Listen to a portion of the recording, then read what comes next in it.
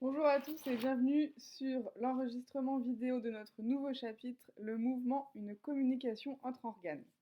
Ce chapitre fait suite au dernier que nous avons travaillé ensemble, à savoir le fonctionnement de l'organisme lors d'un effort physique. Alors, dans un premier temps, nous allons commencer par une petite introduction. Je vous laisse donc noter introduction dans votre cahier. Nos mouvements peuvent être volontaires ou involontaires. Chaque mouvement met en jeu plusieurs organes, dont ceux qui assurent leur commande et leur contrôle. Les organes qui assurent la commande et le contrôle des mouvements font partie du système nerveux. Par exemple, je vous ai mis deux illustrations. Lorsqu'un téléphone sonne, c'est bien votre oreille qui entend la sonnerie. Cependant, ce n'est pas elle qui va décrocher le téléphone. C'est votre bras qui s'étend, vos muscles du bras qui se contractent pour venir chercher le téléphone. Idem lorsque vous avez des démangeaisons. C'est bien votre peau qui vous gratte, mais ce n'est pas elle qui va se gratter elle-même. Donc, on a bien différents organes qui entrent en jeu, et chaque mouvement assure donc une commande et un contrôle. Vocabulaire. Alors, vous allez avoir la joie de noter chacune de ces définitions dans vos cahiers et vous devrez les connaître par cœur puisque prochainement, je vous organiserai des petits quiz sur lesquels vous devrez répondre en ligne. On n'oublie pas la petite question de début de cours, elle se maintient même à distance. Alors, la stimulation extérieure ou les stimulations extérieures. C'est un ensemble de phénomènes extérieurs au corps qui vont entraîner une réaction. Par exemple, une balle qui vous arrive dessus, un téléphone qui sonne, un voyant lumineux. Ces stimulations extérieures sont perçues par des organes que l'on appelle les organes des sens ou organes récepteurs. Vous l'aurez compris de par leur nom, ces organes sont en lien avec nos 5 sens et ils perçoivent les stimulations extérieures. Exemple, l'oreille perçoit le bruit, le nez perçoit les odeurs, la langue perçoit les goûts, les yeux perçoivent les éléments extérieurs que nous pouvons voir et la peau perçoit les sensations. Ces organes des sens sont capables de générer un message nerveux que l'on appelle message nerveux sensitif. D'accord ? Organes des sens, sensitif, vous ne pouvez pas vous tromper. Ces messages nerveux sensitifs sont par la suite transmis à des éléments, des organes que l'on appelle les centres de commande.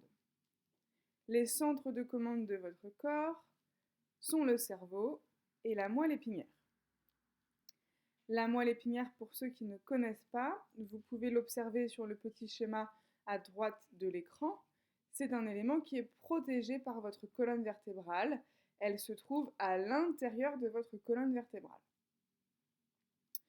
Donc ces centres de commande vont recevoir les messages nerveux sensitifs envoyés par les organes des sens et vont être capables de créer, de générer un nouveau type de message que l'on appelle les messages nerveux moteurs.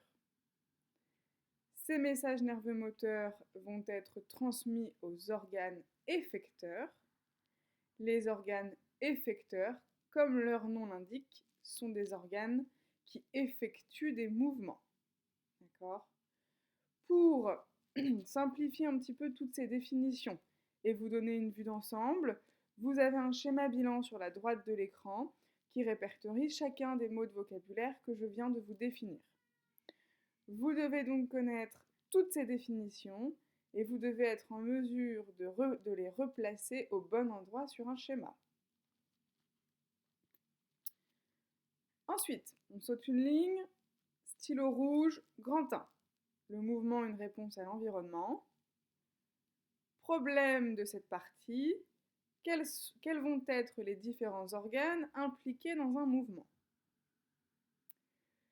Activité 1, donc votre travail du jour, va être de réaliser un schéma fonctionnel représentant les étapes qui aboutissent au mouvement provoqué.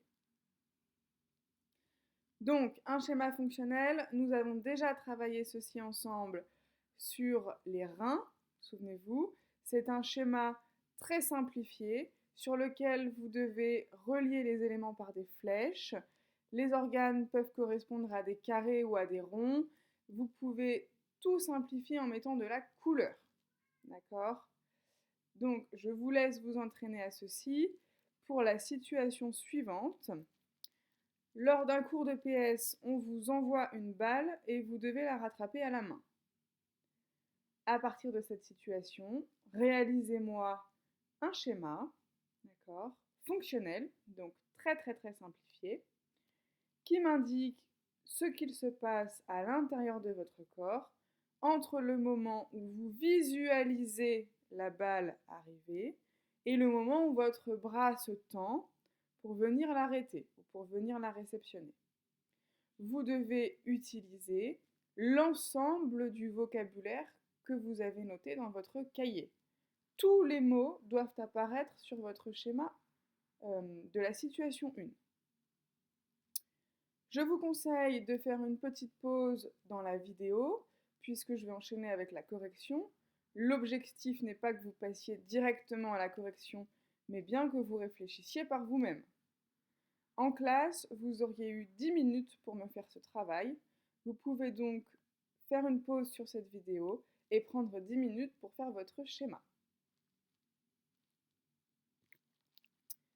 Bien, passons à la correction. J'espère que vous n'avez pas pris plus de 10 minutes, peut-être moins.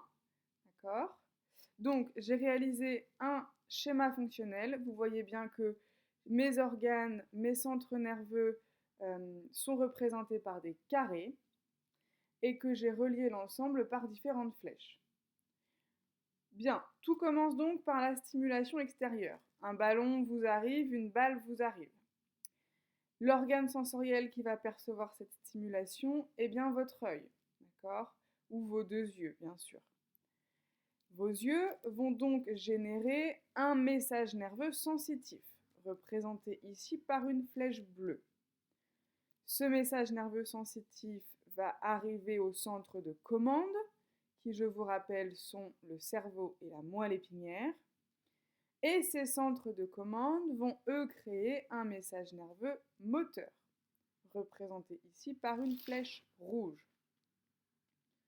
Ce message nerveux moteur va être réceptionné par des organes effecteurs, les muscles du bras, et les organes effecteurs vont vous permettre de réaliser le mouvement et donc d'attraper un ballon.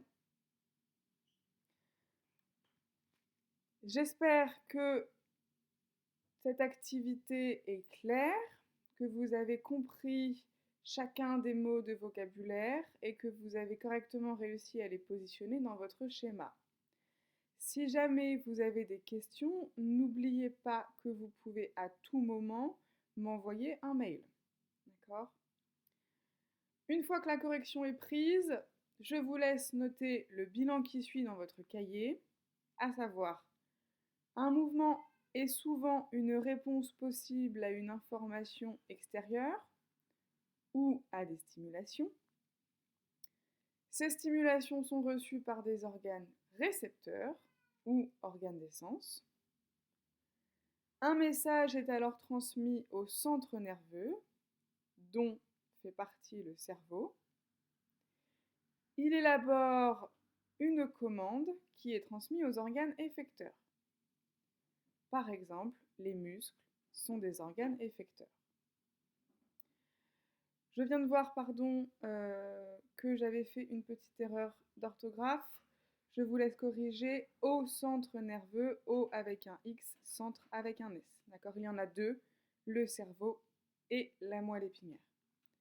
Merci d'avance. Encore une fois, n'hésitez pas à me contacter en cas de besoin. Et on se retrouve très vite pour une seconde vidéo.